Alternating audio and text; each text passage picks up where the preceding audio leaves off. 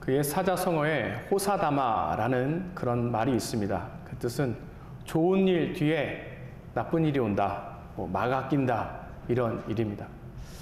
우리 인생에 대해서 이야기하는 것 같아요. 그런데 이게 어떤 인생의 법칙은 아닙니다. 좋은 일이 있으면 나쁜 일이 뒤따라오고 나쁜 일 다음에 좋은 일이 뒤따라오고 그렇다기보다 인생은 이와 같이 굴곡이 있다라는 것을 이야기해주고 있는 것입니다. 우리 인생 가운데 뭔가 조금 되었다, 이제는 좀 평안하다, 이만하면 됐지 하는 그 순간에 불현듯 찾아오는 그러한 어려움들, 이런 것들이 참 우리를 힘들고 어렵게 할 때가 너무나도 많이 있습니다.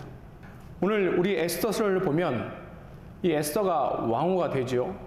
그리고 모르드게는 관직도 없고 또 여러 가지 일을 할 수 있습니다.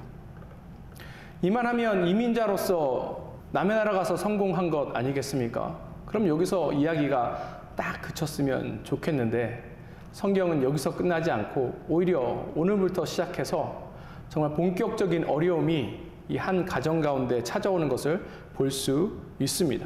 근데 우리가 늘 어려움에 빠지다 보면 우리 마음속에 두려움이라든지 염려가 생기기 시작합니다. 근데 우리가 두려움, 염려라고 이야기할 때 그 뒤에 어떤 단어가 뒤따르냐면 빠진다라는 말이 뒤따르는 거예요. 우리가 염려에 빠지죠. 근심에 빠져요. 그 의미는 무엇인가 하면 그곳에서 스스로 헤어나오기가 굉장히 힘들고 어렵다라는 뜻을 그 안에 내포하고 있는 것입니다. 그런데 그렇다고 우리가 그 자리에 앉아서 죽을 수 있나요? 그럴 수 없지요.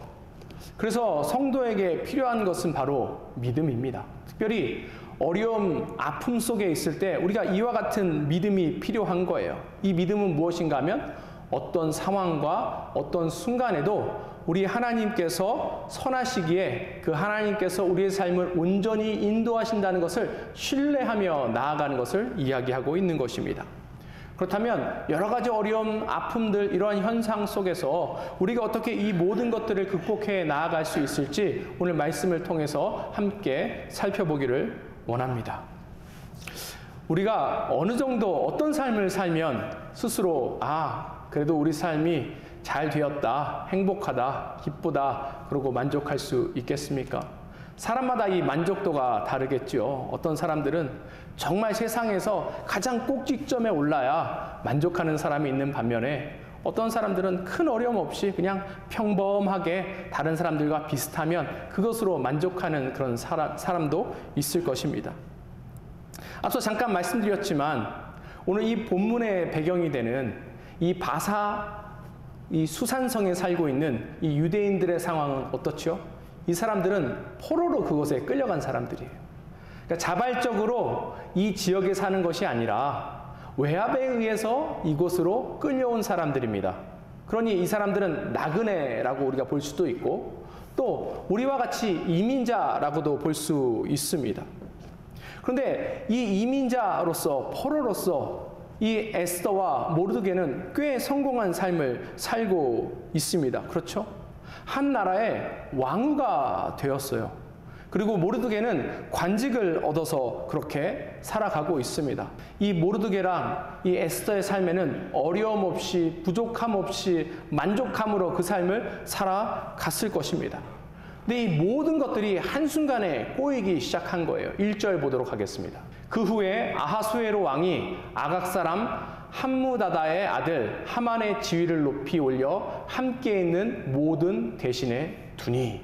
오늘 빌런이 등장했습니다. 이 사람의 이름은 뭐예요? 하만이라는 사람입니다. 하만이 아주 높은 자리에 올라갔다라고 오늘 본문이 시작해요. 그리고 이 하만이 높은 자리에 있게 되다 보니까 새로운 법령이 또한 생기기 시작합니다. 2절 상반부 함께 보도록 하겠습니다. 대궐문에 있는 왕의 모든 신하들이 다 왕의 명령대로 하만에게 꿇어 절하되. 왕이 하만을 높은 자리에 올린 것으로만 끝난 것이 아니라 앞으로 모든 사람은 하만에게 꿇어 절해야 된다라고 명령했어요. 그리고 그것을 법의 조항에 넣은 것입니다. 이러한 법이 왜 생겼는지 잘 모르겠습니다. 뭐 하만이 로비를 했을 수도 있고, 아니면 왕이 하만을 너무나도 사랑해서 자기와 같은 그런 높은 위치에 두고 싶어서 그렇게 했을지 모르는데, 어쨌거나 하만이 높은 자리에 올라가게 되자 모든 사람이 하만에게 절하고 꿇고 엎드리고 하는 그런 일들을 하게 되었던 것입니다. 이것은 모든 제국에게 영향을 미친 거예요. 그래서 모든 사람들이 앞으로 그와 같이 해야 해요. 근데 오늘 본문의 주인공인 모르드게는 이 명령 앞에 어떻게 행동할까요? 2절 후반부 보도록 하겠습니다. 모르드게는 꿇지도 아니하고 절하지도 아니하니. 모르드게는 어떻게 했다고요? 이 하만에게 꿇지도 않고 절하지도 않았다라고 이야기하고 있습니다. 근데 우리가 여기까지만 봐도 큰일이 앞으로 벌어지겠구나라는 것을 알 수 있습니다. 왜냐하면 이것은 왕의 명령입니다. 왕이 이렇게 하세요 라고 이야기했는데 그 말을 이 모르드게는 따르지 않게 된 거예요. 이 모르드게가 그와 같은 일을 하지 않으니까 주변 사람들도 당연히 알게 되었죠. 그래서 주변 사람들이 권면합니다. 설득해요. 그런 행동을 만류해요. 3절과 4절 보도록 하겠습니다.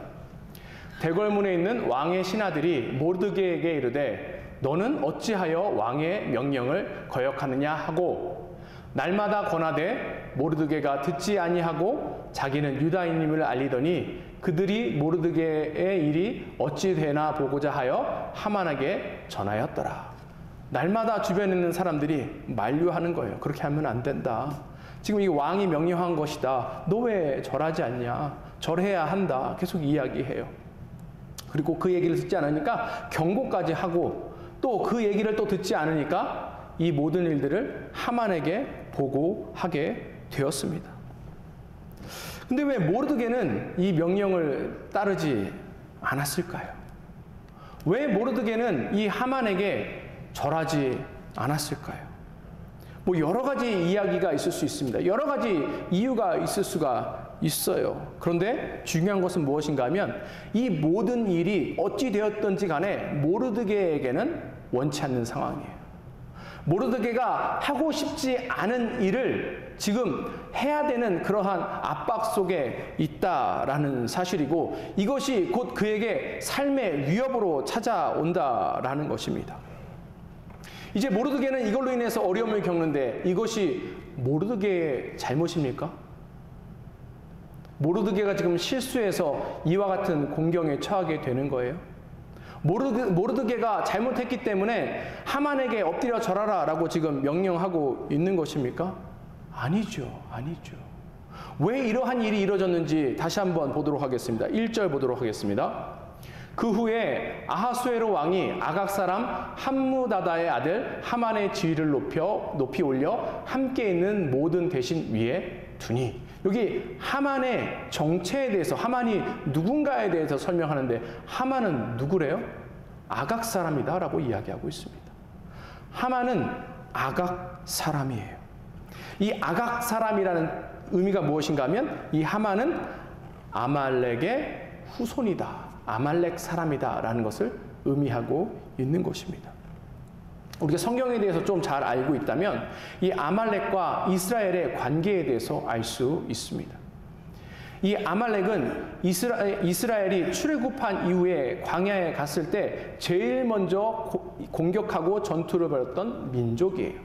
그리고 끝까지 이 이스라엘 민족, 유다 민족을 괴롭히고 어렵게 했던 민족이 바로 이 아말렉 족속입니다.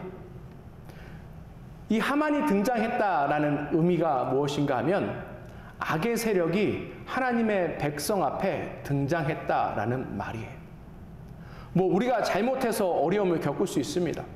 우리가 죄를 지어서 하나님 앞에 벌을 받을 수도 있어요. 그런데 그거와 관련 없이도 우리는 어려운 상황에 처해 있을 수 있는데 그 이유가 무엇인가 하면 하나님의 백성을 공격하는 악의 세력이 이 땅 가운데 있기 때문에 그렇습니다. 어떤 사람이 악한 사람이고 어떤 민족이 어떤 집단이 악한 사람이라는 의미가 아니라 그 사람들의 마음을 동요해서 하나님의 백성을 공격하려는 악의 세력, 악의 무리들이 늘 우리 주변에 있다라는 사실을 우리는 늘 기억해야 해요. 이것이 영적 전쟁입니다. 악은 어느 때든지 불완전한 우리 삶에 찾아와요. 우리가 무언가 잘 될 때는 그 모습을 감추고 있다가 조금만 우리가 연약한 모습 보이면 그것을 틈타서 우리를 공격한다라는 사실입니다. 그러니 우리 삶 가운데 어려움이 찾아올 때에 이상히 여길 필요 없어요. 어려움이 찾아올 때 그것 때문에 놀랄 필요 없습니다. 우리는 늘 이런 영적 전쟁 가운데 있다라는 사실을 기억하면서 이것들로 인하여서 우리의 마음이 무너지지 않도록, 우리 영적 생활이 무너지지 않도록 우리가 늘 그렇게 경계하며 나아가야 합니다. 어떤 사람들은 이것이 삶의 위협으로 찾아오는 수도 있고, 어떤 사람은 생각의 공격으로, 마음의 공격으로 찾아올 수 있는 거예요. 나 저 사람 행동 마음에 들지 않아. 나 저 사람 하는 말 듣고 싶지 않아. 나 저 사람이 하는 그 모든 것들 보기 싫어.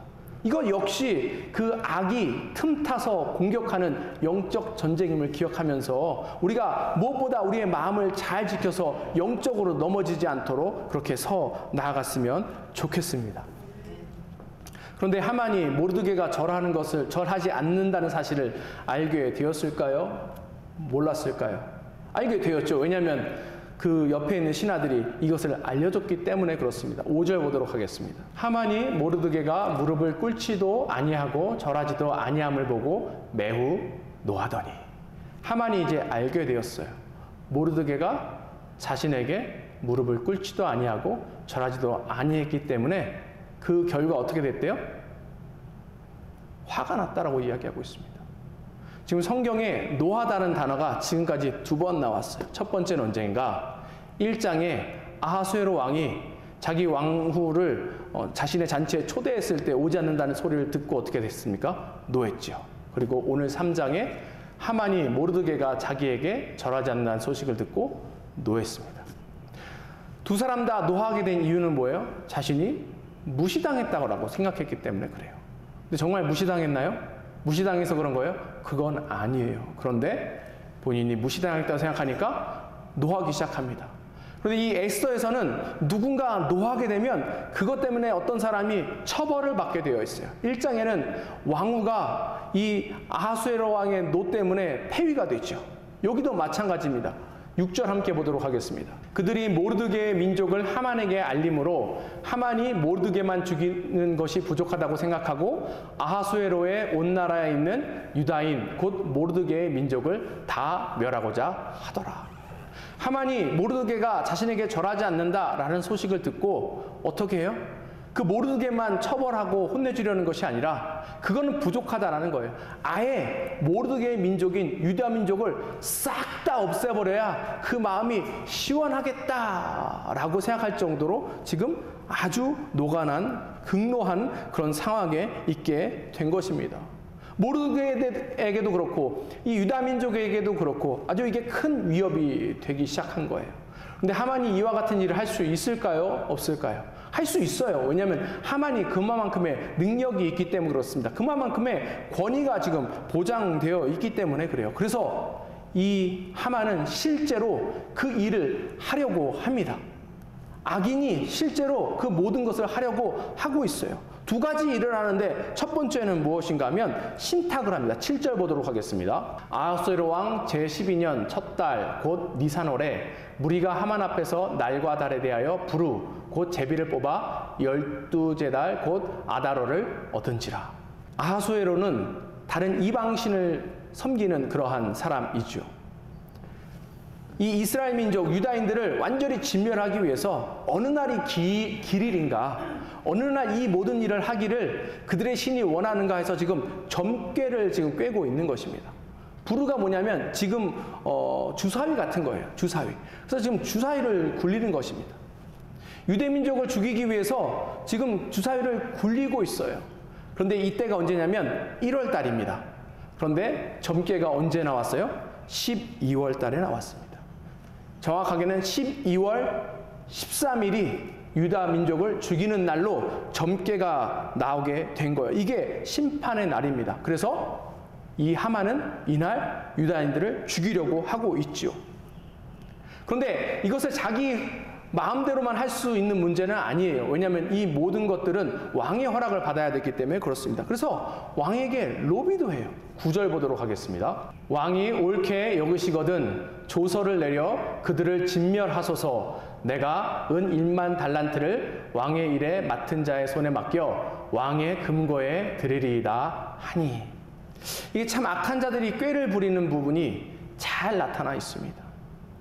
자신이 원하는 어떤 것을 얻기 위해서 다른 사람에게 청탁할 때 무언가를 주는 거예요. 그 사람 마음에 드는 것을 주는 것입니다.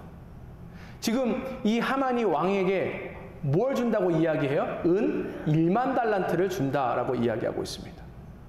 왜냐하면 이것이 이 아하수에로 왕에게 꼭 필요한 일이기 때문에 그래요. 우리가 잘 알고 있는 것처럼 아하수에로 왕은 그리스와의 큰 전쟁에서 집니다. 전쟁에서 패배했어요. 그래서 수많은 재정적인 손실을 얻게 된 것이죠. 그러니까 돈이 지금 필요한 상황이 있죠. 그러니까 하만이 그 돈 내가 주겠습니다 라고 지금 이야기하는 거예요. 그런데 1만 달란트가 어느 정도 되냐면 뭐 학자마다 다르게 이야기하지만 어떤 학자는 이 당시 이 바사 페르시아 제국의 1년 예산의 약 20%나 되는 큰 돈이다 라고 이야기하고 있어요. 1년 재정의 20%나 되는 돈을 내가 줄 테니 내 부탁 들어주세요 라고 지금 하만이 이야기하고 있는 것입니다. 근데 하만이 정말 이 1만 달란트를 주려고 한 것일까요? 아니면 말만 그렇게 했을까요? 말만 그렇게 했을까요? 진짜 주려고 했을까요? 진짜 주려고 한 거예요. 말만 그렇게 하면 믿겠습니까? 진짜 달라 그러면 줘야 될 거 아니에요. 그런데 하만은 자신이 있었어요. 왜요? 곧 있으면 이스라엘을 진멸할 건데 그냥 죽이기만 하는 것이 아니라 온 제국 안에 있는 유대인들의 재산도 다 뺏으려고 마음먹었거든요. 그러니 그 재산 다 뺐으면 1만 달란트만 되겠습니까? 2만 달란트, 3만 달란트도 될 수 있기 때문에 그렇습니다. 이와 같이 하만은 진짜로 유대인들을 죽이기 위해서 이와 같이 노력하고 있는 것이고 그 끝에 왕에게 허락을 받습니다. 12절과 13절 보도록 하겠습니다. 첫째 달 13일에 왕의 서기관이 소집되어 하만의 명령을 따라 왕의 대신과 각 지방의 관리와 각 민족의 관원에게 아하수에로 왕의 이름으로 조서를 쓰되 곧 각 지방의 문자와 각 민족의 언어로 쓰고 왕의 반지로 인치니라. 이에 그 조서를 역졸에게 맡겨 왕의 각 지방에 보내니 12째 달 곧 아달월 13일 하루 동안에 모든 유다인을 젊은이, 늙은이, 어린이, 여인들을 막론하고 죽이고 도륙하고 진멸하고 또 그 재산을 탈취하라 하였고 드디어 왕의 명령이 떨어진 거예요. 그래서 이것이 전 제국에 반포됩니다. 왕의 도장에 인이 찍혀있기 때문에 누구도 이것을 패할 수 없어요. 이제 유다인은 꼭 죽은 그런 목숨 가운데 있는 것입니다. 우리가 살면서 힘든 부분이 바로 이와 같은 부분 아니겠습니까? 우리가 열심히 신앙생활하고 열심히 하나님을 따르고 나아가는데 주변을 보면 악인들이 득세하는 거예요. 악인들이 득세하는 모습이 얼마나 우리가 보기 참고 견디기 힘듭니까? 우리는 하나님 말씀 열심히 따르고 하나님 잘 섬기려고 노력하고 해도 우리의 삶이 나아지지 않는 부분들이 있는데 어떻게 하나님 무시하고 하나님 법 따르지 않고 악하게 자기 멋대로 사는 사람들은 늘 득세하고 성공하는가? 이때 우리는 하나님 앞에 질문합니다. 하나님 어디 계십니까? 이와 같은 때 하나님 어디 계십니까? 곧 이 소식을 들은 이 유다 민족 모르드게는 또한 어떤 마음이 들겠습니까? 우리가 잘 살펴봐야 될 부분이 있는데 그것이 무엇인가 하면 왜 유다인들이 지금 이 바사에 살고 있는가? 이 수산성에 살고 있는가입니다. 이들이 이곳까지 끌려온 이유가 뭐예요? 하나님 앞에 범죄했기 때문에 그렇죠.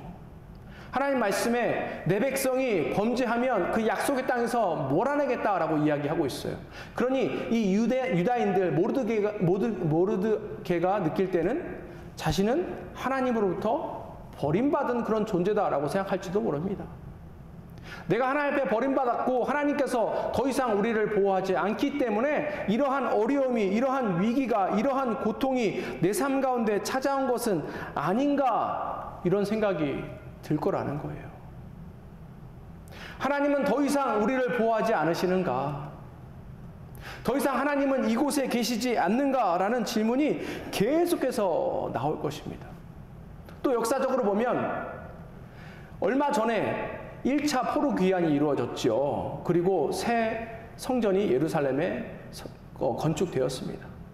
그렇다면 하나님께서는 포로 귀환한 그 사람들과 함께 지금 예루살렘에 계시고 또 새 성전에만 하나님이 계신 것은 아닌가? 남아있는 사람 가운데는 하나님이 역사하시지도 않고 하나님이 보호하시지도 않고 하나님이 케어하시지도 않는 것은 아닌가라는 생각이 계속해서 들 것입니다.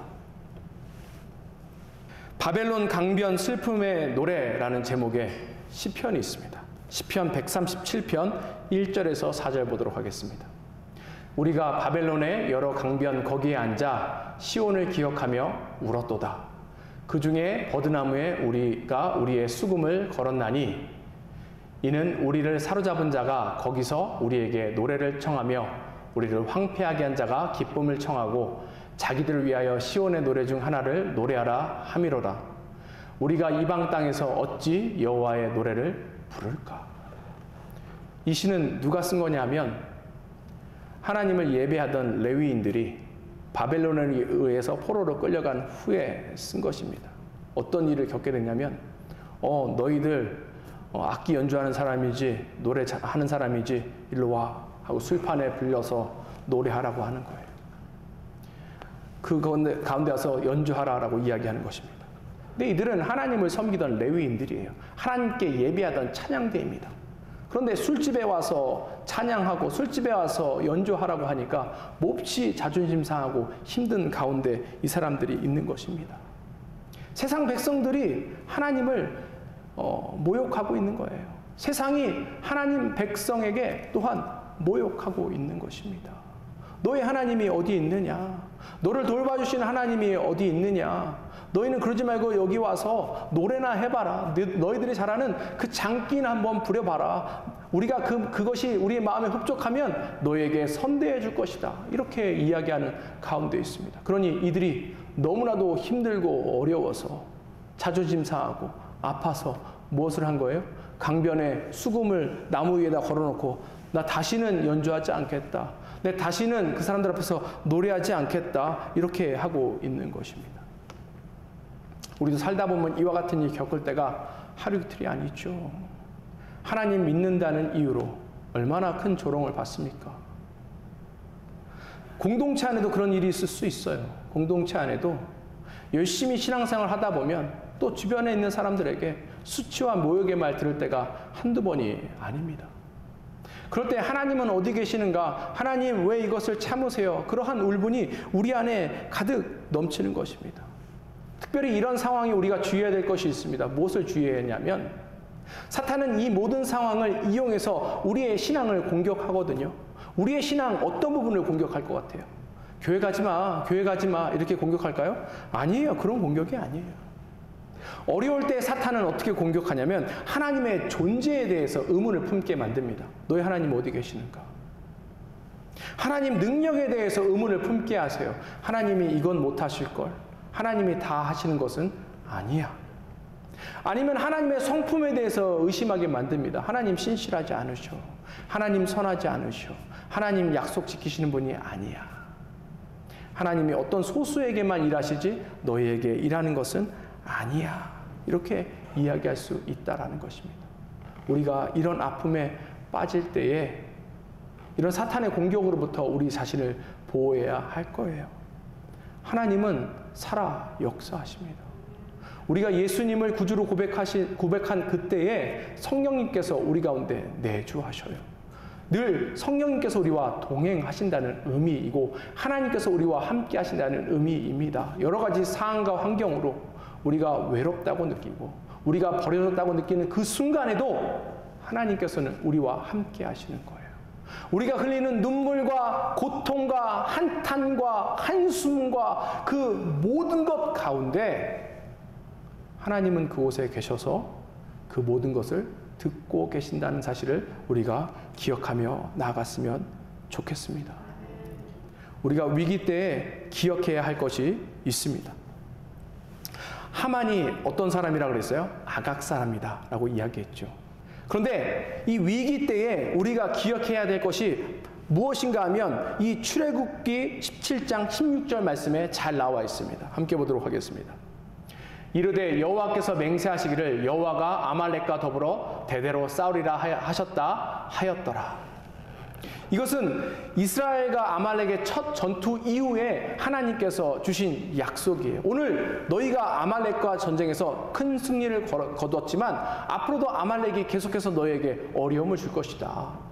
근데 그때 누가 대신 싸우신다고 이야기하시는 거예요? 우리 하나님께서 대신 싸우신다고 약속하셨어요. 몇 번 대신 싸워주신대요? 어느 기간 동안 싸워주신대요? 대대로. 대대로라는 의미가 무엇입니까? 평생, 영원히 하나님께서는 이스라엘 유다 민족과 함께 하면서 그들을 괴롭히고 그들에게 어려움 주는 아말렉 족속과 싸워서 승리를 허락하시겠다라고 약속해 주신 거예요. 이것을 기억해야 하는 것입니다. 지금 하만은 이 아말렉의 자손이죠. 정말 말씀대로 이 아말렉 자손이 지금 이 모세 때부터 시작해서 꽤 오랜 시간이 지났는데도 불구하고 계속해서 어려움을 주고 있죠. 그런데 이때도 기억해야 될 것은 뭐예요? 하나님께서 그들과 함께 하시고 그들 대신해서 싸워서 승리하시겠다 하는 이 약속의 말씀이라는 거예요. 하나님의 약속의 특징에 대해서 우리가 살펴보기로 원합니다. 하나님의 약속은 어느 특정한 사람에게만 임합니까? 하나님 앞에 헌신 잘한 사람에게만 하나님 약속이 임해요? 아니면 하나님 앞에 헌금을 많이 한 사람에게만 임합니까? 어떤 능력이 많은 사람에게만 임하는 거예요? 그게 아니라는 거예요. 어떠한 특수한 상황 속에서만 하나님께서 역사하십니까? 그것이 아니라는 거예요. 하나님의 은혜는 보편적입니다. 하나님의 약속은 보편적이에요. 그 의미가 무엇인가 하면 어느 누구에게나 하나님의 약속이 하나님의 백성에게 그대로 임한다라는 것을 의미하고 있는 것입니다. 우리가 비록 소외된 사람일지라도 이 미국 사회에서 정말 마이너리티라 할지라도 누구도 우리를 몰라준다 할지라도 우리가 조그만 교회를 섬기고 있다 할지라도 우리가 세상 가운데 내세울 것 없는 보잘것없는 사람이라 할지라도 하나님께서는 우리와 함께 하신다는 거예요. 하나님께서는 이 약속을 우리 가운데 지키신다라는 의미입니다. 그러니 앞에 말씀드린 것처럼 예루살렘으로 귀환한 사람들에게만 하나님의 은혜가 임하는 것이 아니에요. 예루살렘에서만 하나님이 임하시는 것이 아닙니다. 지금 바사에 머물게 된 어떤 이유인지 모르지만 여전히 바사에 머물고 있는 하나님의 백성 가운데도 하나님이 일하시고 하나님의 약속이 임하게 된다라는 사실입니다. 이 관점으로 오늘 말씀을 볼 때 왜 모르드게가 절하지 않았는가를 알 수 있는 거예요. 왜 모르드게가 하만에게 절하지 않았을까요? 하만이 마음에 들지 않아서 그런가요? 옛날부터 하만과 사이가 좋지 않았어요. 하만이 승승장구하는 걸 보니까 그게 보기 싫어요. 그래서 절하지 않았나요? 아니면 2장 후반에 본 것처럼 모르드게가 공을 세웠는데 왕이 모르드게를 높이지 않은 거예요. 왕이 날 무시하네? 이런 생각이 들었습니다. 그랬던 찰나에 자기보다 더 무언가를 하지 못한 하만이 높은 자리에 올라가는 걸 보고 그 상황 자체가 믿고 싫어서 절을 안 하게 된 것입니까? 그러한 이유가 아니에요. 그런 인간적인 이유로 한 것이 아닙니다. 우리가 모르드게가 어떤 사람인지에 대해서 잘 살펴봐야 돼요. 모르드게는 이민자예요. 이 이민자인 모르드게는 최대한 이 바사 제국에 잘 정착해서 다른 민족과 견주어 봤을 때 특별히 차별당하지 않고 어려움 당하지 않고 그냥 잘 살고 싶었던 그런 사람입니다. 또 만약에 가능하면 조그만한 성공이라도 거두며 나갔으면 좋겠다라고 생각했던 사람이었어요. 특별히 신앙심이 더 있다든지 하나님 앞에 헌신하고 나아갔던 사람은 아니었습니다. 그러니 그 앞에 자신의 사촌동생인 에스더에게 계속해서 이야기하죠. 유다인임을 이야기하지 말아라. 특별히 이야기할 필요 없다. 하나님 믿는 사람이라고 이야기할 필요 없다. 하나님 섬기는 사람이라고 이야기할 필요 없다. 그렇게 이야기했어요. 그런데 어떤 결정적인 계기가 이 모르드게로 하여금 그의 삶이 변화되게 만든 것입니다. 4절 보도록 하겠습니다. 날마다 권하되 모르드게가 듣지 아니하고 자기는 유다인임을 알리었더니 그들이 모르드게의 일이 어찌 되나 보고자 하여 하만에게 전하였더라. 앞에는 유다인임을 이야기하지 말아라 했던 사람이 갑자기 나는 유다인입니다 라고 공표했어요. 왜 그랬을까요? 이게 무슨 의미일까요? 앞에 하만에게 꿇어 절하라 라고 하는 단어가 있죠. 꿇어 전하다 라는 단어는 성경에서 하나님한테 예배할 때만 쓰는 단어입니다. 즉 꿇어 절하라 라는 의미가 무엇인가 하면 하만을 신격화시키고 우상화시킨 거예요. 이건 세상의 공격입니다. 하나님 백성으로 하여금 우상에게 절하게 만들려고 하는 세상의 공격이었던 거예요. 특별히 신실하거나 믿음이 많지 않았던 그 모르드게가 차마 이것만은 할 수 없는 거였습니다. 오로지 하나님께만 예배하고 하나님께만 경배해야 하는데 다른 어떤 사람이나 다른 사물에 하는 것은 용납되지가 않았던 거예요. 나는 유다인입니다 라고 이야기하는 이유가, 유다인입니다 라고 말하는 그 의도는 무엇인가 하면 나는 하나님 믿는 사람입니다. 나는 하나님께만 경배하는 사람입니다 라고 이야기하고 있는 거예요. 쉽게 얘기해서 모르드게가 절하는 것을 거부한 것은 자기의 영적 자존심을 지키는 것입니다. 자기의 영적인 품위를 지키며 나아가는 거예요. 그래서 모르드게는 알았을 거예요. 그 명령을 따르지 않으면 어떤 일이 벌어지는지. 수많은 일들을 통해서 이미 모르드게는 그것을 다 경험했고 알고 있습니다. 그가 하는 그 일 때문에 그가 어려움에 처할 것, 그가 여태까지 이룬 것들을 다 잃어버릴 것, 자기가 기반 닦아놓은 모든 것들을 다 잃을 것도 알고 있었을 거예요. 그럼에도 불구하고 모르드게가 왜 그렇게 했다고요? 영적인 자존심을 지키기 위해서 그런 것입니다. 사랑하는 성도 여러분, 그렇다면 우리는 어떤 자존심을 지키며 살아갑니까? 여러분들은 어떤 자존심을 지키며 살아가고 있어요? 한번 생각해 보시길 바랍니다. 아하수에로 왕이 1장에서 왜 화가 났습니까? 자기 자존심이 무너졌다고 생각해서 화가 난 거예요. 오늘 하만이 모르드게가 절하지 않는다고 생각해서 화가 났죠. 이건 자신의 자존심을 건드렸기 때문에 그렇게 반응한 것입니다. 그에 반해 모르드게는 영적인 부분에 자존심에 상처를 입고 그는 절하지 않기로 결정한 것이죠. 우리의 자존심이 어디에 있습니까? 혹시 우리의 자존심이 세상적인 것에 있진 않은지 한번 생각해 봤으면 좋겠습니다. 내가 인정받지 못하는 것 같아. 내가 이렇게 하는데 나를 인정하지 않는 것 같아. 내가 어떤 사람인데 나를 인정하지 않는 것 같아. 혹시 이런 자존심에 사로잡혀 있는 것은 아닌지 함께 생각해 봤으면 좋겠습니다. 하만을 보세요. 하만은 왕 다음으로 높은 자리까지 올라간 사람입니다. 특별히 왕이 모든 제국에 있는 모든 사람이 하만에게 절하라 할 만큼 신격화시키고 우상화시킬 정도로 높은 자리에 있었던 사람이에요. 그에게 필요한 것이 있나요? 그에게 필요한 것은 없습니다. 그런데 한 사람이 자기한테 인사하지 않고 한 사람이 자기한테 절하지 않는 것 때문에 화가 난 거예요. 화가 난 거예요. 우리 자존심이 세상적인 것에 있으면 우리는 당연히 영적인 것에 타협할 수밖에 없습니다. 세상적인 것에 경배할 수밖에 없는 거예요. 조선 마지막 왕이 누굽니까? 순종이죠. 이 순종에 황후가 있습니다. 순종효황후라고 알려져 있는데 이분은 계속해서 궁 안에 끝까지 머물러서 거기서 생을 마치셨던 분입니다. 6.25 전쟁 때도 궁 안에 살고 있었어요. 그래서 그 북한군이 서울에 쳐들어왔을 때 그 궁까지 들어가서 총뿌리를 겨누고 난리를 쳤습니다. 근데 들리는 그러한 말에 의하면 이 순종효황후는 그 앞에서 굴복하지 않고 여기는 조선의 국모가 사는 곳이다 라고 호통을 쳤다고 합니다. 그가 그의 권위, 그의 명예, 그의 품위를 지킨 것이죠. 위협 앞에서, 총뿌리 앞에서 자기의 품위를 지키며 나아간 거예요. 그것에 그 인민군 병사들이 놀라서 그 자리를 떠났다라는 그런 이야기가 있습니다.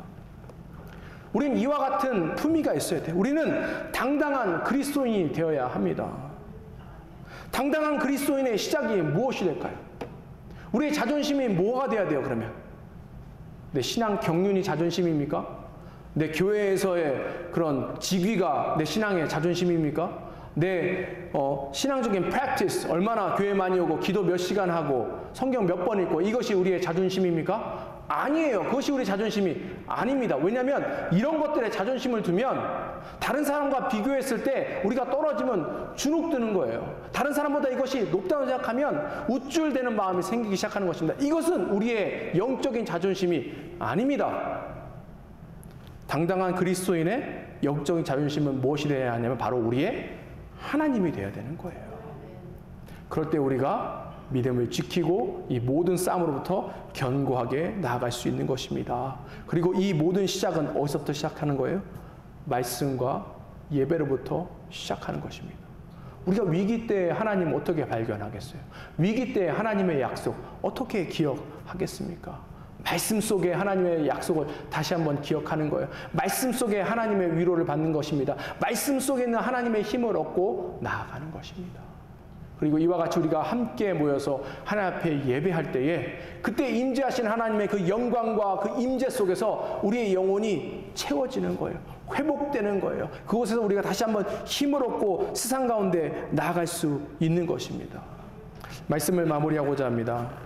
하나님은 보이지 않는 것 같지만 하나님은 살아 역사하십니다. 하나님은 멈춰 서 계신 것 같지만 지금도 우리를 위해서 일하고 계십니다. 오늘 이 말씀 가운데 은혜가 되는 부분이 있습니다. 무엇인가 하면 유대인 학살 명령을 며칠에 반포하냐면 1월 13일 날 반포합니다. 그리고 언제 멸절한다고 얘기해요? 12월 14일 날 멸절한다라고 이야기해요. 아직 11개월이 남아 있는 거예요. 만약에 그 다음 달에 죽인다고 하면 손쓸 수 없이 이 모르드게와 유다인은 멸절될 수 있습니다. 하지만 시간이 1년이나 늦춰지는 것은 그것 자체가 은혜이고 그것보다 더 큰 은혜는 무엇인가 하면 1월 13일 날 이 모든 것을 반포했는데 1월 14일 그 다음은 무슨 날이에요? 바로 유월절입니다. 유월절은 하나님께서 이스라엘을 애굽에서 구원하신 날이고 죽음에서 구원하신 날이에요. 아마 이때 이 소식을 들은 이 바사에서 이 하만 때문에 선포된 이 유대인 멸절의 소식을 들은 유대인들은 마음이 상했을 것입니다. 놀랬을 것이에요. 두려워했을 거예요. 그런데 그 다음날 1월 14일이 유월절임을 깨닫고 그 가운데 믿음을 지키고 하나님만 바라보며 나아갔을 것입니다. 왜요? 하나님께서는 죽음 가운데서 그들을 구원하신 분이시기 때문에 그렇습니다. 사망 가운데서 생명을 주신 분이시기 때문에 그렇습니다. 그래서 그 하나님에 대한 믿음을 가지고 끝까지 나가 승리했을 것 같습니다. 우리가 하나님의 능하신 손 아래 그렇게 나아갔으면 좋겠어요. 하나님께서 우리 가운데 일하실 거예요. 우리가 보이지 않지만 곧 일하실 것 같습니다. 산이 높으면 골짜기도 깊지요. 하지만 그 가운데 하나님께서 우리와 함께 하십니다. 우리가 주님으로 인해서 최후 승리를 얻을 것입니다. 그것을 기억하시면서 날마다 주님 안에서 승리하며 나갔으면 좋겠습니다. 기도하겠습니다.